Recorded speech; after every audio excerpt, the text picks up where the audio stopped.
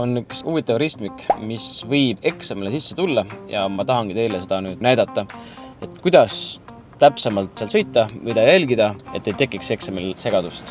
Et jõuame selle ristmikule lähemale ja mida siis siin kohe tähele panna. Siin paremal üleval posti otsas on Anna teed märk ja ees on paremale alla nool ehk siis kohustuslik sõidusuund, et kindlasti neid jälgida. Üleval valgusfoori otsas on sõidurajad, sõidusuunad märk, mis näitab ära, et mis raja sa võtma pead, et kui sa soovid näiteks paremale minna või siis otse või vasakule minna, et kuhu poole sa hoidma ennast siis pead. Praegu soovime minna siis valgusfooriga ristmikust vasakule.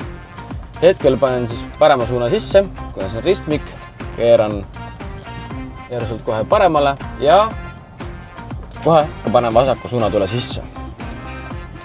Et mul on tarvis pöörata siia valgusfoori ette, aga antud hetkel ma praegu minna ei saa, seepärast auto tuli ette ja kui ma läheksin, siis ma paneksin ka ristmiku kinni, mida ma tegelikult teha ei tohi.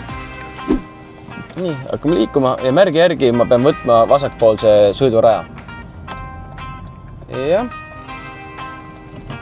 Ja vaikselt siis lähme siit. Ja siin on 2 rada, siis mina võtan kohe parempoolse raja. Siis oled ilusti parempoolses rajas ja ei pea mõtlema sellele, et kas sa pärast enam saad paremasse ritta või mitte.